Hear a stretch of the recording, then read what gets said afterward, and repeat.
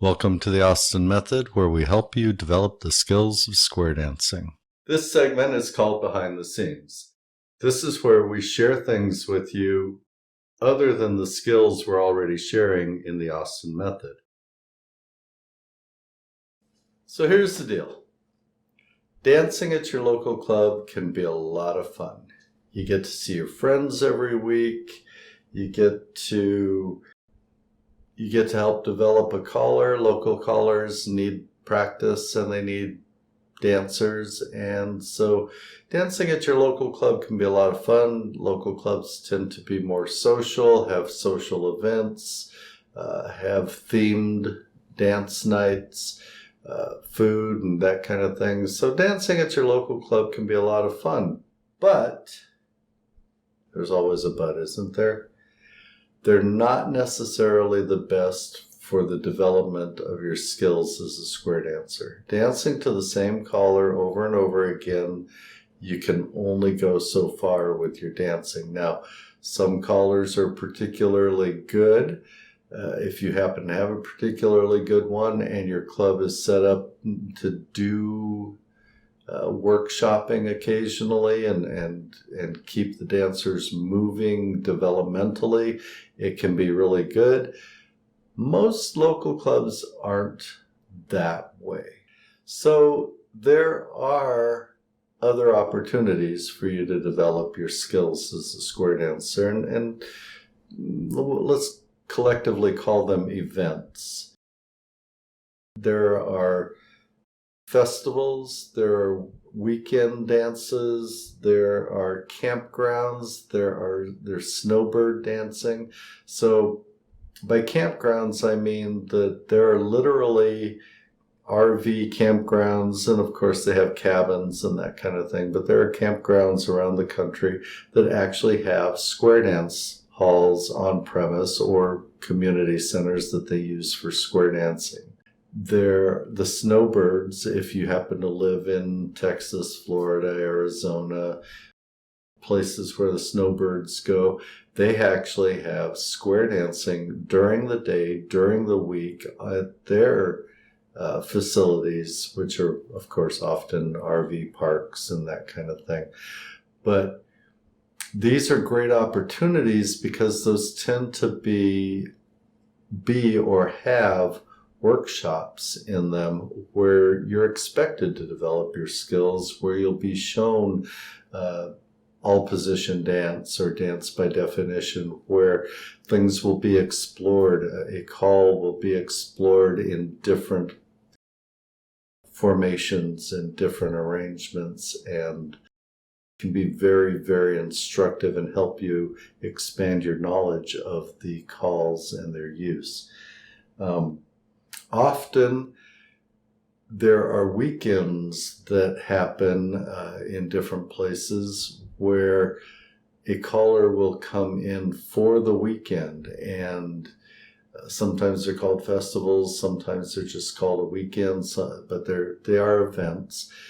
The typical format for these is that Friday night there will be a dance, nothing particularly special, just a fun dance, but then Saturday morning, there will be a workshop. Then typically there will be another workshop in the afternoon. And then the things you learn during those workshops will actually be featured in the dance Saturday night. So there's another dance Saturday night.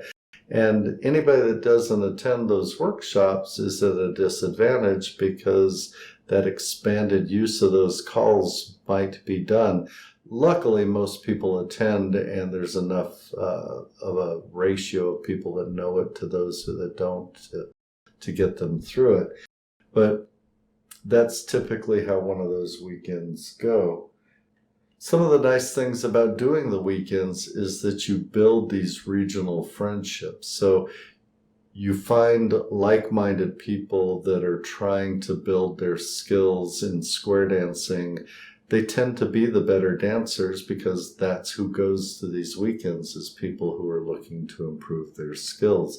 And you see the same people over and over again at these events. So you build very regional friendships. You also tend to do a little more socially with them because you're all visiting from around the region, staying in campgrounds or hotels, or maybe traveling some distance in the morning and then driving home late at night. But typically you stay in the area for lunch and dinner, so you go out to lunch and dinner with the other dancers. So in some ways it's a little better than a local club where you just go dance for your hour and a half, 2 hours, and then go home. So it's actually can be a little more social.